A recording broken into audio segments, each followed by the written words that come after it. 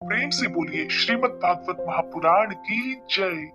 आप सभी का मेरे YouTube चैनल पर हार्दिक स्वागत है। आज की वीडियो में रिस्पॉन्ड कीजिए श्रीमद् भागवत महापुराण कथा के चतुर्थ स्कंद के अध्याय 14 और 15 का। अध्याय 14 में राजा वेन की कथा का वर्णन है। अगर आपने इससे पहले राजा वेन के बारे में नहीं सुना था तो कमेंट बॉक्स में जरूर बताइएगा। आज का अध्याय प्रारंभ करने से पहले आप सभी से अनुरोध है, कमेंट बॉक्स में कृष्ण भगवान की जय जरूर लिखिएगा। आइए रिस्पॉन्ड करते हैं आज के अध्याय का।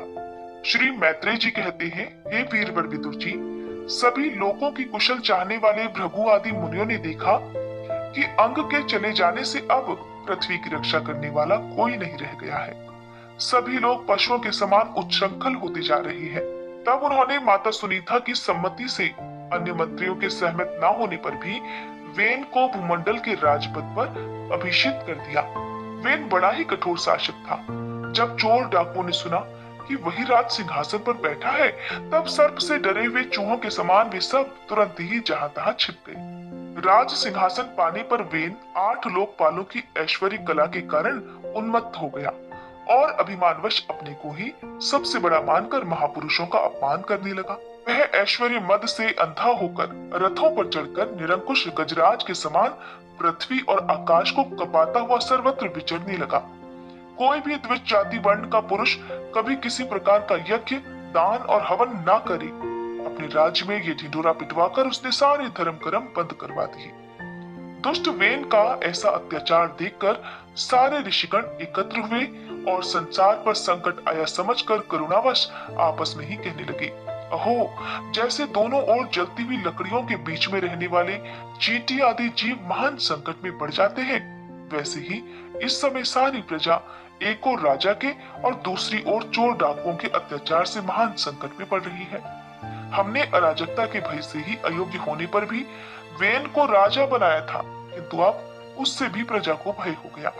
ऐसी अवस्था में प्रजा को किस प्रकार सुख शांति मिल सकती है। सुनीता की कोख से उत्पन्न हुआ वह वेन स्वभाव से ही दुष्ट है, परंतु सांप को दूध पिलाने के समान ही इसको पालने वालों के लिए अनर्थ का कारण हो गया।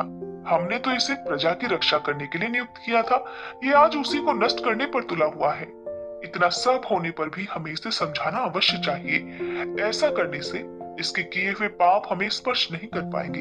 हमने जानबूझकर दुराचारी वेन को राजा बनाया था, किंतु यदि समझाने पर भी यह हमारी बात नहीं मानेगा तो लोक के धिक्कार से दग्ध हुए इस दुष्ट को हम अपने तेज से ही भस्म कर देंगे।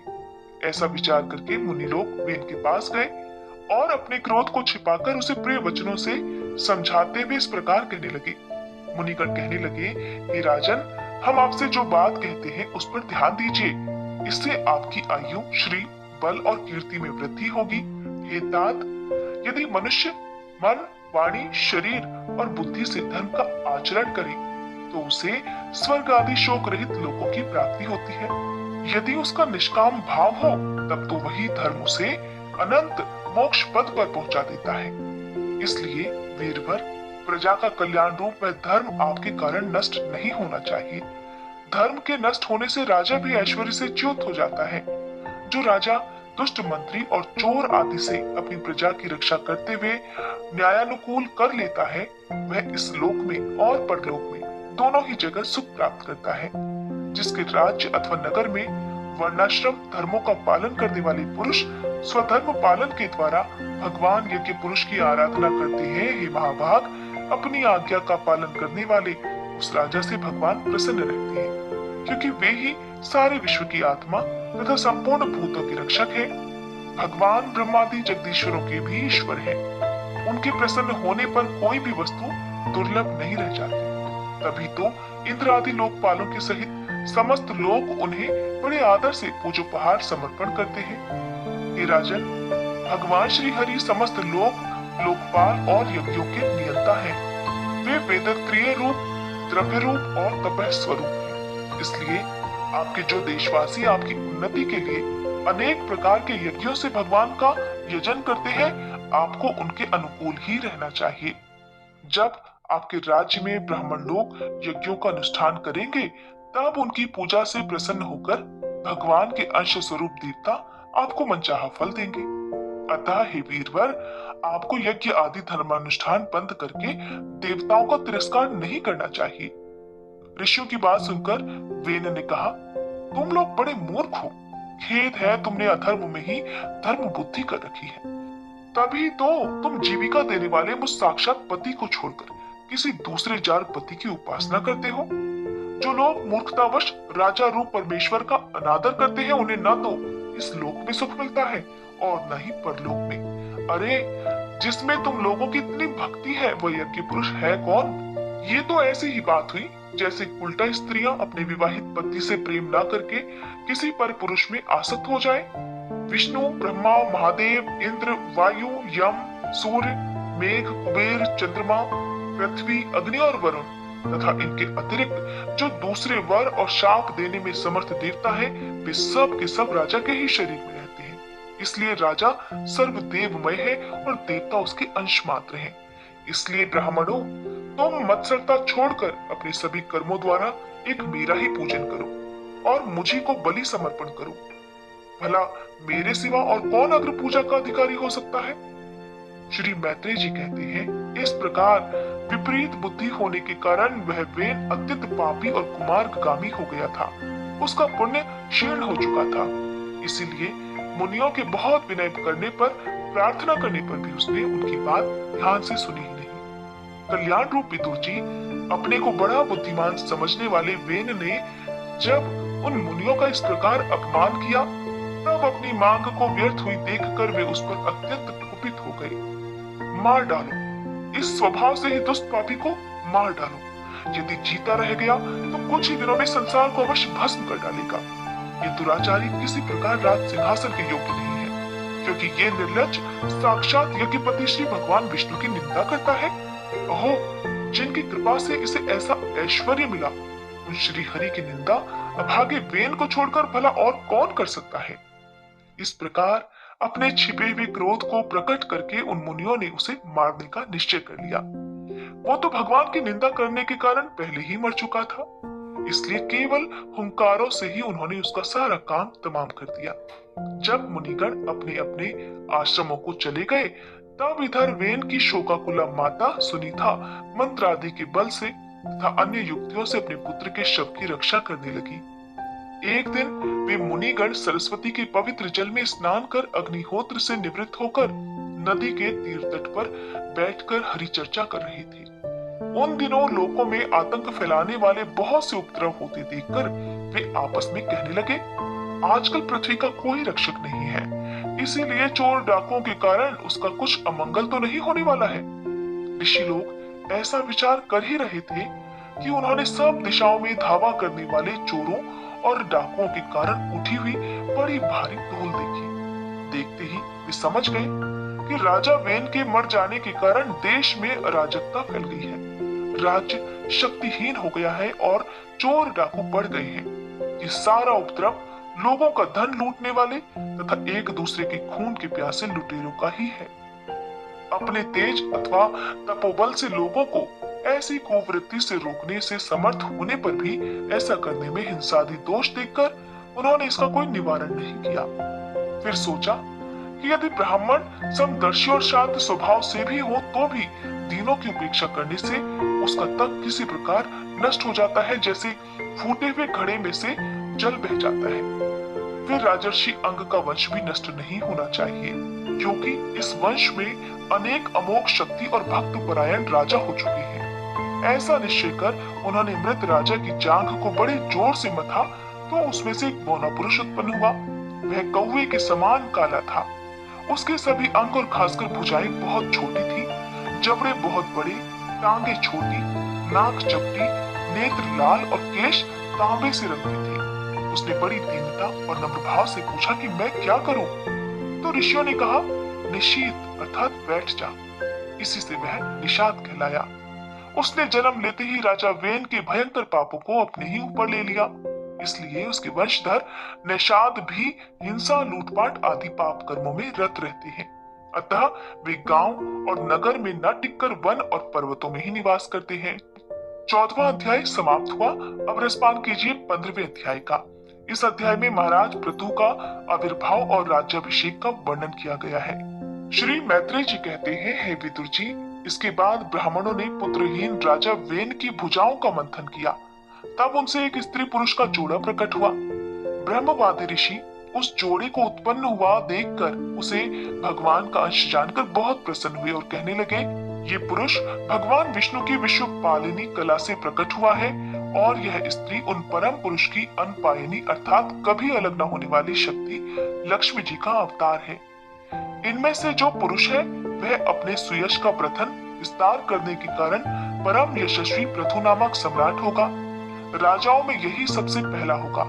ये सुंदर दांतों वाली एवं गुण और आभूषणों को भी विभूषित करने वाली सुंदरी इन पृथु को ही अपना पति बनाएगी।